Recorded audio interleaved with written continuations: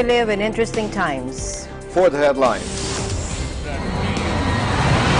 President Duterte delivers his third State of the Nation address.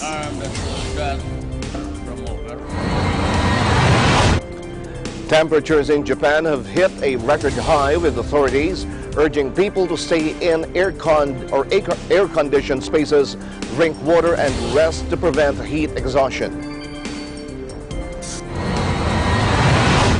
2 people, including the gunman, are dead and 13 wounded in Toronto after a shooting in the busy Greektown neighborhood, adding to concern about gun violence in Canada's largest city. And President Trump warns Iran would suffer consequences the likes of which few throughout history have ever suffered before if it threatened the U.S.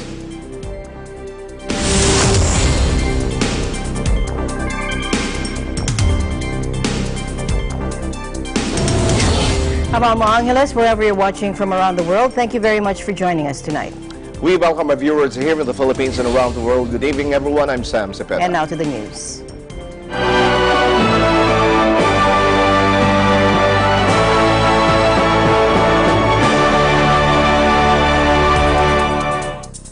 The third State of the Nation address of President Duterte has been delayed for almost an hour after the House of Representatives went through a change in House leadership. President Duterte's SONA was supposed to start at 4 in the afternoon. Malacanang earlier said that the President's SONA is expected to last from 35 to 45 minutes. But just minutes before President Duterte was supposed to deliver his third SONA, former President and Pampanga Representative Gloria Macapagal Arroyo took her oath as new Speaker of the House of Representatives. Arroyo is the latest female to assume the speakership post. She replaced Davao del Norte Representative Pantaleon Alvarez after a manifesto of support to endorse her as House Speaker circulated Monday morning. The former president took over the rostrum minutes before Alvarez was seen welcoming President Duterte at the House. President Duterte's allies said the ouster move against Alvarez has the support of the president's daughter, Davao City Mayor Sara Duterte Carpio, who earlier had a spat with Alvarez. The Alvarez and Duterte Carpio conflict started last February when he called the Davao City Mayor as part of the opposition after she formed the regional political party Hugpong ng Pagbabago.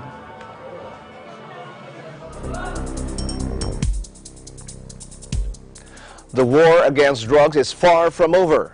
President Rodrigo Duterte reiterated this in his third State of the Nation address. He also slammed human rights activists who criticized the drug war, calling their efforts misdirected. Let me begin by putting it bluntly. The war against illegal drugs is far from over. Where before the war resulted in the seizure of illegal drugs worth millions of pesos, today they run billions in peso value. I can only shudder at the harm that those drugs could have caused had they reached the streets of every province, city, municipality, barangay, and community throughout the country. Sadly, I have yet to hear, really, howls of protest from the human rights advocates and church leaders against drug lordism, drug dealing, and drug pushing as forceful and vociferous as the ones directed against the alleged errant enforcers in the fight against these social scourge. If you think that I can be dissuaded from continuing this fight because of our demonstrations, your protests, which I find the way misdirected, then you got it all wrong. Your concern is human rights. Mine is human lives.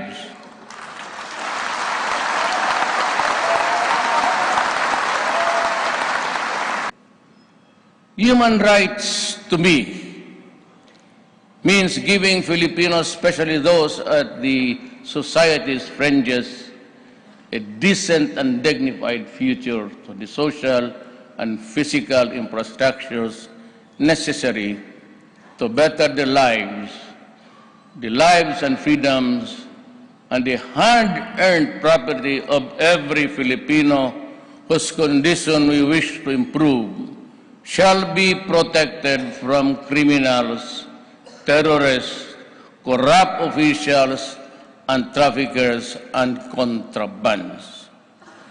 You worry about the present. I am concerned both the present and the future. I worry about the future because I know what crimes can do to the youth of this country if not stopped. Crimes can make human cesspools of succeeding generation. I will not allow it to happen. Not during my. Meanwhile, after setting aside a landmark ruling of a UN-backed tribunal on the disputed South China Sea, President Duterte justified the country's renewed ties with Beijing. In the same third State of the Nation address, the president highlighted the fruits of the Philippines' re-energized relations with China, such as cooperation on combating transnational crimes. President Duterte, however, maintained that the country's commitment to the West Philippine Sea, despite its newfound friendship with China. Our re-energized relations with China has also led to an unprecedented level of cooperation between our nations on the war against transitional crimes. Our shared intelligence led to the discovery and dismantling of the clandestine Shabu laboratories and the arrest of Chinese chemists with the Dragon organization called Wu Syndicate. Our improved relationship with China, however, does not mean that we will waver in our commitment to defend our interests in the West Philippine Sea. This is why we engage China through this bilateral and multilateral platform, such as the ASEAN-China and the Philippines-China bilateral consultation mechanism. Opening lines of communication and amicably managing differences have led to positive development that include renewed access of Filipino fishermen to the areas in dispute in the Philippines, West Philippine Sea. Participation in the ASEAN-China dialogue has also resulted to the draft framework for the Code of Conduct in the South China Sea, which intends to resolve peaceful disputes by peaceful means.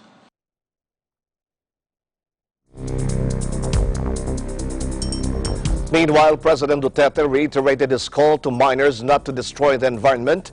He said he expects them to do their part in ensuring our nation's sustainable development starting now. I again warn responsible miners along with their patrons to stop destroying our watersheds, recharge areas, forests, and aquatic resources. You can no longer fish in our rivers. It's all contaminated, and the color is not even brown or purple or white. It's black. You want to see it? I will invite you. We can go to the Walwal and the other mining areas. And I'm sure you will puke with what is happening to this country. Expect reforms, radical ones. I do not intend to quarrel with anybody with the money, but for as long as I'm here, I said, you will just have to contend with me. Expect you to do your part in ensuring our nation's sustainable development starting now. exhort all concerned agencies and local government units to uphold the concept of intergenerational responsibility in exploring and the utilization of our mineral wealth, protection and preservation of our biodiversity, anchored on the right to a balanced and healthy ecology.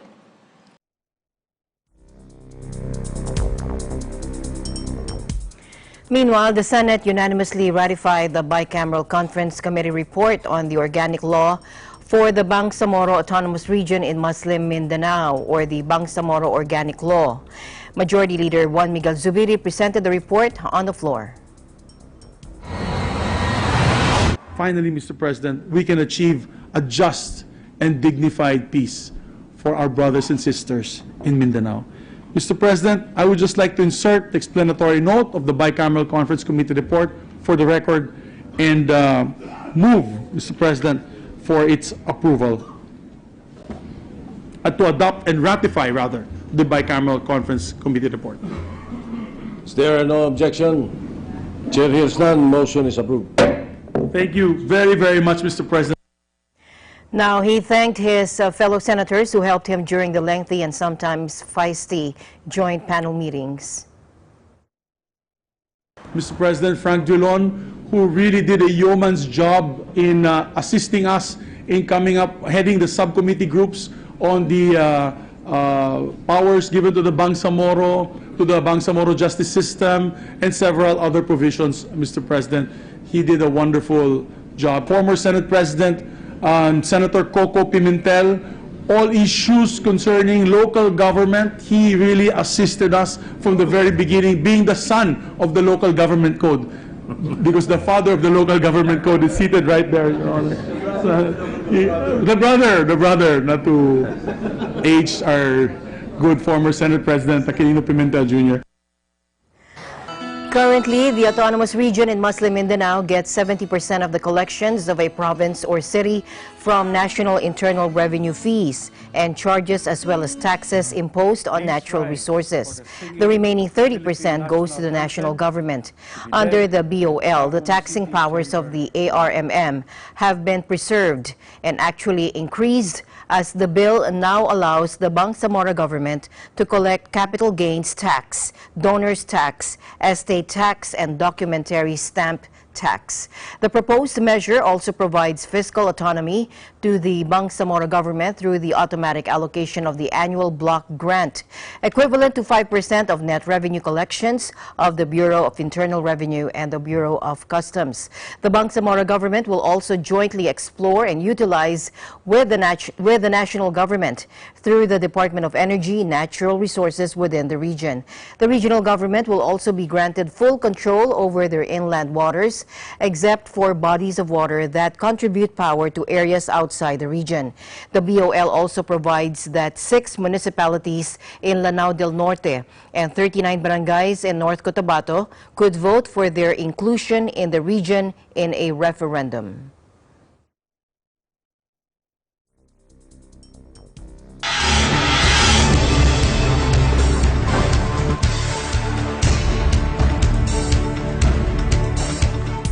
Two people, including the gunman, are dead and 13 wounded in Toronto after a shooting in the busy Greektown neighborhood, adding to concern about gun violence in Canada's largest city. The suspect is believed to have opened fire at police before killing himself, Global News quoted a Toronto police source as saying. Officers, some armed with rifles, sealed off Greektown's main street, known as the Danforth, after getting the call around 10 p.m., or that's 0200 GMT Monday. Witnesses described to local media hearing about 20 shots and the sound of a weapon being reloaded several times. Mass shootings are rare in Canada's largest city. The incident comes with Canada's largest metropolis concerned over a surge of shootings, more than 200 this year. About 2 dozen have been fatal. Canada traditionally has relatively low levels of gun violence, particularly compared with its neighbor, the United States. Mayor John Tory said night's firearms or Sunday night's firearms violence is evidence of a gun problem in Toronto.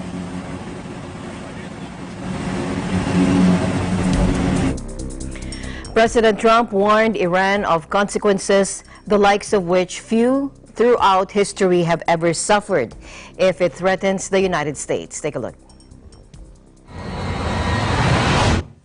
Never ever threaten the United States again, or you will suffer consequences the likes of which few throughout history have ever suffered before, he said on Twitter in a direct message to Iranian President Hassan Rouhani. We're no longer a country that will stand for your demented words of violence, death. Be cautious, Trump said, writing the entire message in capital letters. The response came after Rouhani earlier Sunday issued his own warning to the U.S. leader not to, quote, play with the lion's tail, saying that conflict with Iran would be the mother of all wars. The escalation of bellicose rhetoric comes just 3 weeks before the first round of banking sanctions suspended under the nuclear deal is reimposed. Bigger sanctions, which will take effect in November, are aimed at cutting off virtually all of Iran's oil market.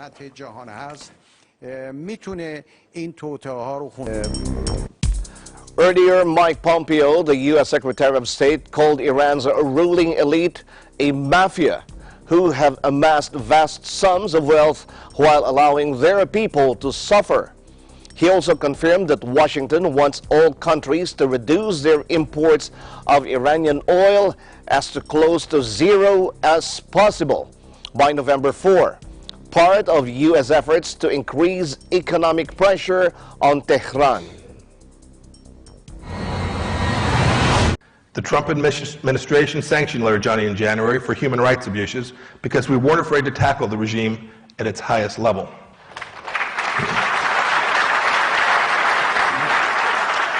We have an obligation to put maximum pressure on the regime's ability to generate and move money, and we will do so. At the center of this campaign is the reimposition of sanctions on Iran's banking and energy sectors. As we've explained over the last few weeks, our focus is to work with countries importing Iranian crude oil to get imports as close to zero as possible by November 4th. Zero. And there's more to come. Regime leaders, especially those at the top of the IRGC and the Quds Force like Qasem Soleimani, must be made to feel the painful consequences of their bad decision making. We are asking every nation who is sick and tired of the Islamic Republic's destructive behavior to join our pressure campaign. This especially goes for our allies in the Middle East and Europe, people who have themselves been terrorized by the violent regime's activity for decades. For 40 years, the Iranian people have heard from their leaders that America is the great Satan. We do not believe they're interested in hearing the fake news any longer. But I think everyone can agree that the regime in Iran has been a nightmare for the Iranian people.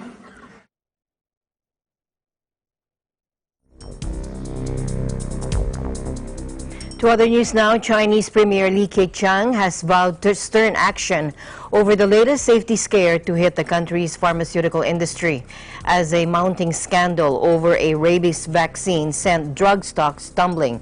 China's Food and Drug Administration announced late Sunday that it had ordered all production stopped at one of the country's biggest vaccine makers, the Changshan Biotechnology.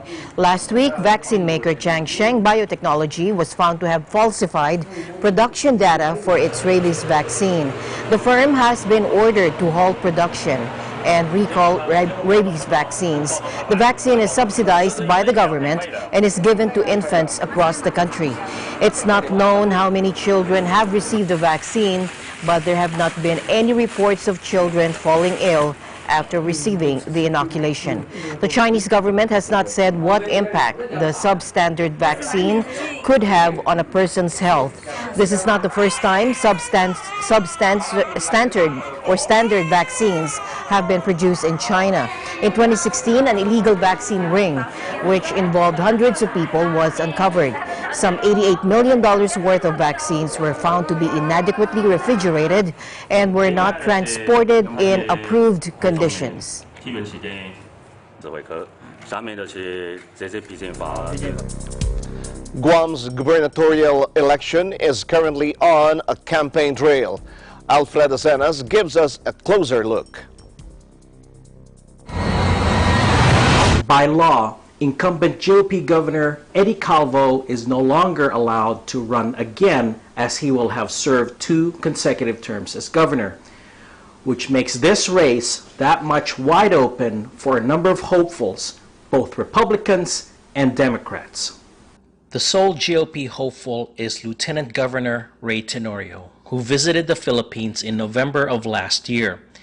According to reports, however, he could face an uphill battle in maintaining GOP control of the governor's office, especially after an incident involving a confrontation with a police officer. As for the Democrats, there are as many as 4 candidates in the running, to include former Governor Carl Gutierrez. Another Democratic hopeful is Territorial Senator Dennis Rodriguez, who also visited the Philippines, as seen here. Topics that could influence voters include the economy, the environment, and even access to medical marijuana, among others.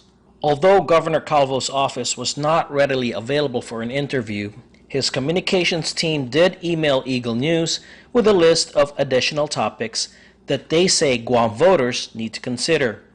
The first one deals with the fiscal year 2019 budget, in which the government is dealing with an anticipated revenue shortfall because of reduced taxes created by Federal Jobs Act and tax cuts policy. The debate involves balancing additional revenues versus steep cuts into government services. Another issue is the island's only public hospital that is in need of subsidy. In spite of Governor Calvo's efforts, the legislature has allegedly ignored the perennial shortfall of about $30 million. The Guam Memorial Hospital is mandated to help all who walk through their doors, regardless of their ability to pay. Meanwhile, Guam's Election Commission has indicated some optimism, as it has printed additional ballots for the primary and special elections from about 168,000 to 170,000. Also, according to its website, it's tracking as many as 51,382 registered voters as of the end of June, hoping to surpass the total from 2014, which was 51,975. The territory's primary elections are scheduled for August 25, followed by the general elections on November 6. The last Democrat to have ever served as governor was Carl Gutierrez, who served 2 terms up until 2003. Reporting from Honolulu, Hawaii, I'm Alfred Asenas for Eagle News, 1 with 25. Back to you.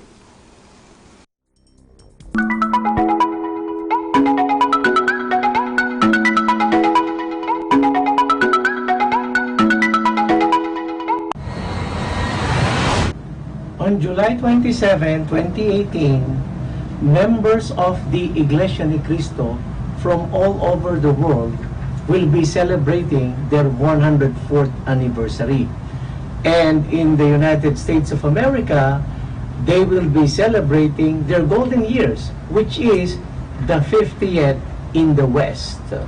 Several of our big business executives from the Philippines, as well as officials from the different sectors in our country, have greeted the Iglesia ni Cristo on their anniversary. Greetings and congratulations to all the members of the Iglesia ni Cristo on your 104th anniversary. I also extend my greetings for INC's 50th in the West celebration this July 27, which will be held in Hawaii, USA. Congratulations to the progressive leadership of your Executive Minister, Brother Eduardo Manalo. The INC has always been and will always be a great partner of the business community. Mabuhay ang INC. Mabuhay ang Filipinas. In behalf of the Confederation of Employers of the Philippines, I would like to extend the warmest greetings and congratulations to the Iglesia ni Cristo on its 104th anniversary. I would like to take this opportunity to greet the INC committee all over the world for the 104th anniversary, and of course especially to the US INC for the happy 40th anniversary. And most of all, our greetings goes to our most honorable and pinakamahal natin na si Ka Edward. Mabuhay po ang INC, mabuhay po ang Pilipinas. I would like to congratulate the Iglesia ni Cristo on their 104th founding anniversary. Also, happy 50th golden anniversary to all the members in the United States. And knowing that celebrations are underway all around. Mabuhay ang INC, mabuhay ang Pilipinas.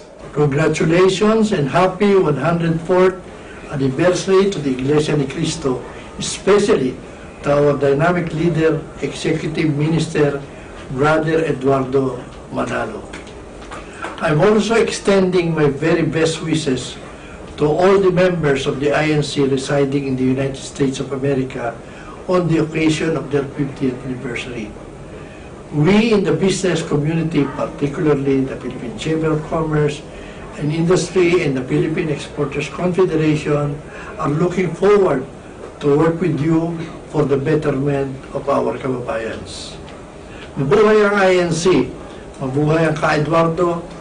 We in the Silicon Valley Bureau of Eagle Broadcasting would also like to extend our greetings to the members of the Iglesia ni Cristo from all over the world. And there you have it, from our top executives in the Philippines, particularly the Philippine Chamber of Commerce and Industry, and also some of the personalities in our government have greeted the Iglesia ni Cristo on their 104th year anniversary from all over the world. This is Don Orozco for Silicon Valley Bureau, and I am one with 25. Thank you, Don. Eagle News International will be right back. Stay tuned.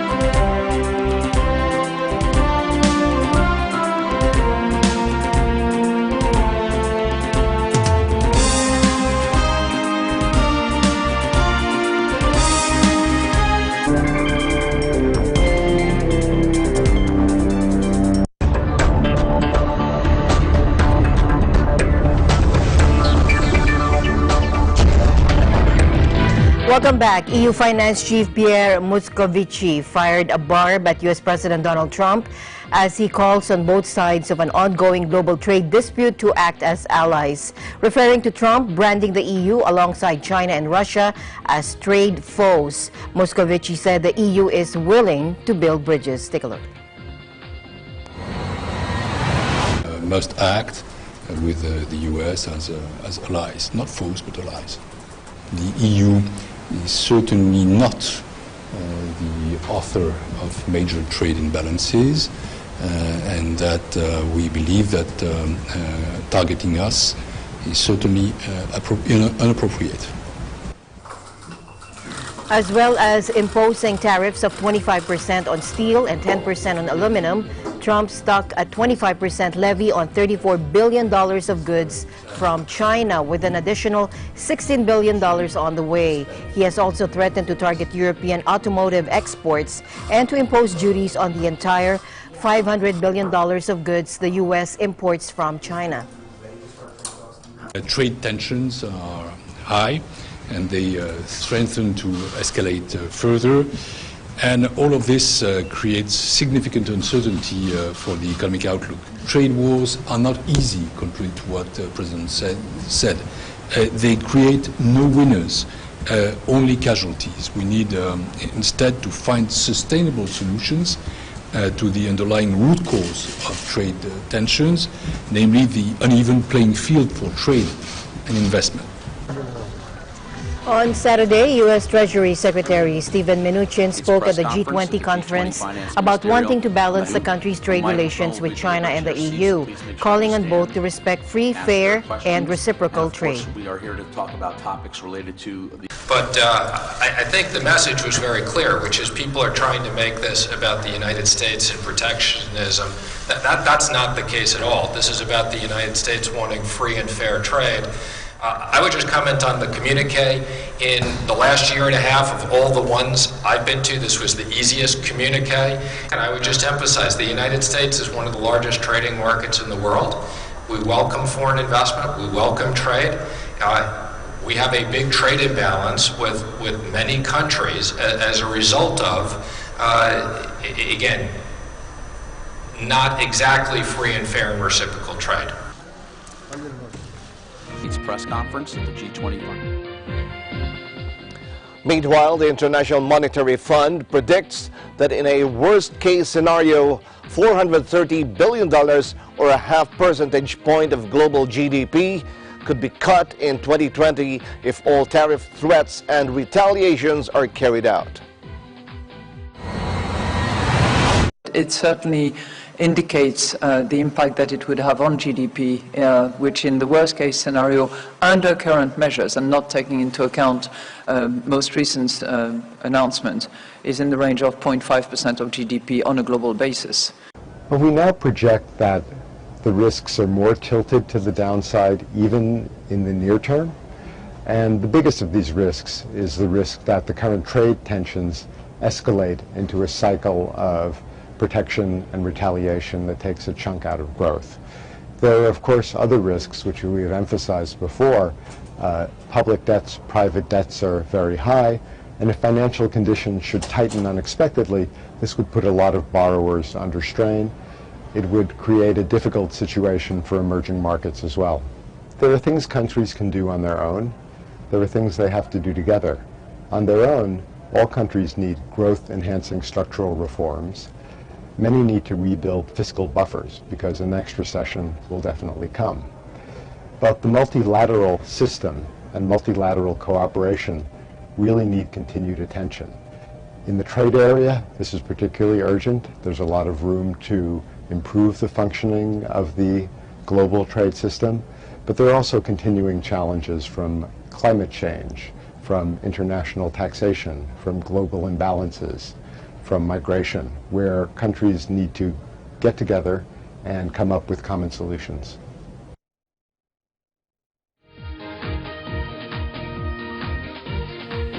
Meanwhile, China rejected accusations by U.S. President Trump that it was manipulating the yuan to give its exporters an edge, saying Washington appears bent on provoking a trade war.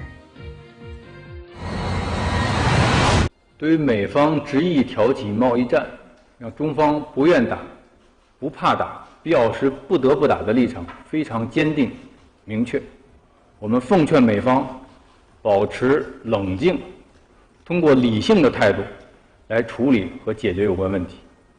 此外，中方无意通过货币竞争性的贬值来刺激出口。 While it does let market forces play a role, China keeps the world's two largest economies face a potential full-blown trade war after the U.S. earlier this month imposed 25% tariffs on $34 billion of Chinese products, drawing a tit-for-tat response from Beijing. Washington has since threatened tariffs on another $200 billion in Chinese exports, prompting Beijing to vow further retaliation. With the trade conflict escalating, fears of a parallel currency war have emerged as the yuan has stumbled over the last several weeks, sparking Trump's ire. A weaker yuan gives Chinese exports a price advantage overseas. Ameliorating some of the impact of the U.S. tariffs, economists have said. The yuan within a narrow trading band that it adjusts daily and is widely known to intervene, which has triggered past U.S. allegations of manipulation, including from President Trump. Soybean importers in China are undeterred by Beijing firing in retaliation for U.S. tariffs implemented on $34 billion worth of Chinese goods, with many saying they'll find or just find substitutes. When Beijing fired at U.S. goods in retaliation for Washington's tariffs on $34 billion worth of its goods, some speculated it could be a home goal. Chinese companies, even state-owned companies, would continue importing essentials like soybeans from the U.S. even with the new border tax in place. But soybean oil producers like Wei Jumin say that despite the country's heavy reliance on U.S. soybeans, it was China's single largest import from the U.S. last year, worth $14 billion. Beans from South American countries or Russia can serve as a substitute. Inside Hopeful Grain Oil Group's Hebei factory, thousands of drums of soybean oil are filled by the hour. The factory floor manager, who declined to give her name, told AFP the company switched from American to Brazilian soybeans just weeks before the July 6th, when China and the U.S. slapped new tariffs on each other. Farmers in China's central province of Henan are reducing their use of soybean pulp meal, a main ingredient for animal feed, according to Xinhua, the official state news agency. Analysts say little damage will be done in the short run, but China should worry about the longer-lasting effects. The whole effect is going to be the direct effect plus the indirect effect. So we are not sure yet, but it will have quite a significant effect on those sectors which are associated with those commodities, on both sides. In the short run, I think the negative effects are in a sense limited, but I worry more about the long term, because now all countries are integrated, and so if you just damage the integration, then that is going to be long lasting, because if factories shift out of China to other countries, then it is difficult to shift back. So I think that is going to be quite worrisome for China, how to deal with the long run negative effect.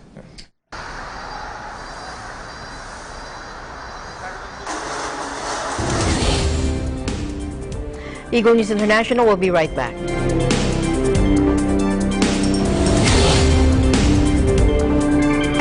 Health is our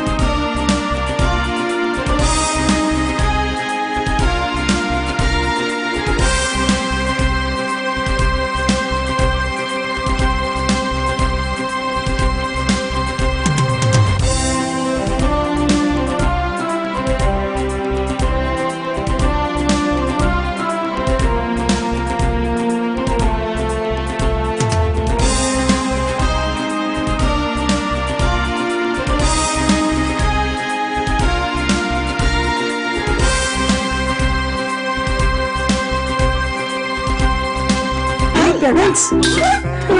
Rated G, good for all. Oops, rated PG. Dapat may mga magulang para sagutin ang mga tanong ng kabataan.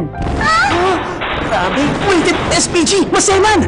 Itan ang paggabay. Pag rated MTRCB, rated responsable.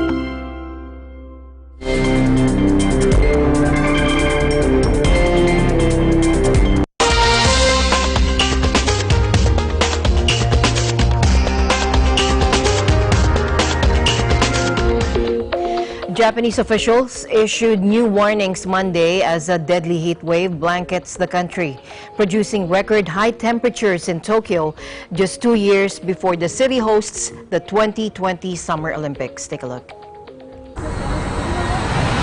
Officials said last week that the heat wave had killed at least 15 people and forced the hospitalization of over 12,000 others in the first 2 weeks of July. But the death toll may be more than double that, with Kyoto News Agency reporting 11 people died on Saturday alone across Japan. An updated official toll is expected later this week. The heat wave has toppled temperature records across the country, with Kumagaya in Saitama outside Tokyo setting a new nationwide record on Monday, with temperatures hitting 41.1 degrees Celsius or 106 degrees Fahrenheit. And in western Tokyo's Ome, temperatures hit 40.3 degrees Celsius, the first time temperatures over 40 have been recorded in Tokyo's metro area. The Japan Meteorological Agency said records fell at 13 other observation stations across the country, with more than a dozen cities and towns seeing temperatures around 40 degrees.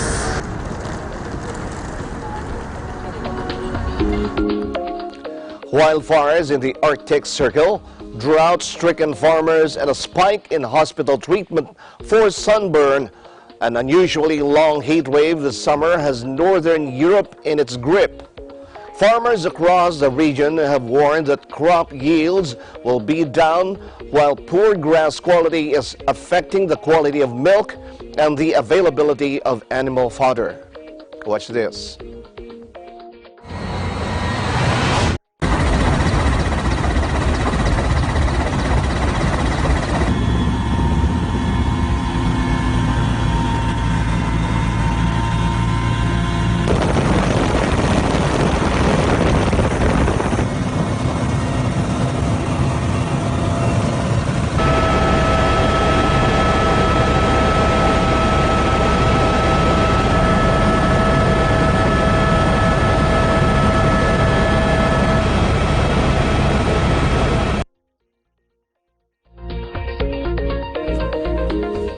To Scandinavia now, where an unusually high pressure weather system is responsible for temperatures that have climbed to 10 degrees centigrade above normal, reflecting wider concerns over the effects of climate change.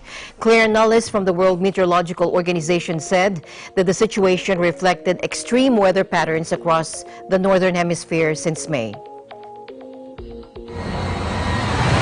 In Baltic states, in Scandinavia, they've been issuing, almost daily warnings about forest fires, which is very, very unusual. And it's unusual that it should start so early in the year.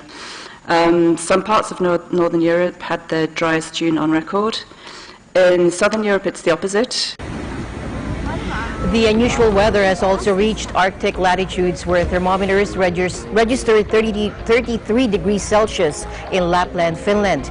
Ms. Nullis also noted that a new record minimum overnight temperature of 25 degrees Celsius had been recorded on the 18th of July near the Arctic Circle.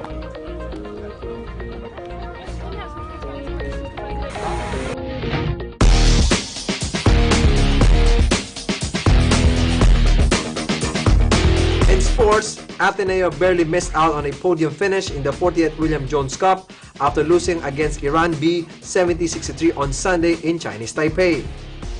Vahid Delirzahan, a member of the Iran team in the FIBA World Cup qualifiers, proved to be a thorn in the side of the Blue Eagles as he scored 11 of his game-high 26 points in the third period when Iran turned an 8-point halftime deficit into a 4-point lead. Ateneo was pretty much in the game for the duration of the fourth quarter, but 5 blanks in the end game as Iran held on to win and a shot at the gold medal as they tied Canada with a 7-1 record after the tournament. The loss left the Blue Eagles in 4th place, but they will still head home with heads up high as they end the tournament with a 5-3 record, losing only to the podium finishers, which include South Korea and Canada. Matt Nieto paced the Blue Eagles with 14 points, 3 assists, and 2 steals, as 30 Ravenna added 12 points and 3 assists. Angelo Kwame finished with a double-double of 11 points and 14 rebounds, but struggled against a tall Iranian defense down the stretch. Razul Muzaffarinani also gave the Blue Eagles problem as he finished with 16 points and 8 assists in the win. Meanwhile, in the NBA, Toronto Raptors president Masai Ujiri apologized to DeMar DeRozan on Friday for miscommunication prior to the blockbuster NBA trade that sent DeRozan to the San Antonio Spurs for Kawhi Leonard. DeRozan, who had spent all 9 of his NBA season with the Raptors, reacted angrily to the trade on Wednesday with an Instagram post saying, "Told one thing and the outcome another. Can't trust them, ain't no loyalty in this game." Ujiri said at a press conference at the Raptors Arena in Toronto that the chance to acquire 2-time Defensive Player of the Year Leonard was simply too good to pass up. But he said he regretted perhaps indicating to DeRozan that he wouldn't be traded. DeRozan led the Raptors to 5 straight playoff appearances, but they were swept in each of the past 2 postseasons by LeBron James-led Cleveland Cavaliers. The Raptors sent DeRozan, Jacob Poeltl, and 2019 first-round draft pick to San Antonio in exchange for Leonard and Danny Green. Leonard played in just 9 games for the Spurs last season because of an injury as his relationship with the team soured. Leonard, who was known to desire a move to his hometown Los Angeles Lakers, has reportedly indicated he isn't interested in playing in Toronto long-term. He said he was confident Leonard would see that there was plenty to tempt him to stay in Toronto when his contract is up at the end of the season. Meanwhile, Gordon Hayward looks to be nearing to top shape, showing off his moves on a social media post. A year after a gruesome ankle injury that ended his season on day 1, Hayward is moving great and looks all set for the new campaign with the Boston Celtics. Hayward says on his Instagram post, working with Drew Helen and the Pure Sweat guys to get back, slowly but surely making progress day by day, week by week. And these are the stories for EN Sports. I'm Ben Bernaldez and I'm 1 with 25. Thank you, Ben. Don't forget to like us on Facebook, follow us on Twitter and Tumblr. Also check out our boards and Pinterest and pictures on Instagram. I'm Sam Cepeda. Thanks for joining us. I'm Alma Angeles and we're 1 with 25.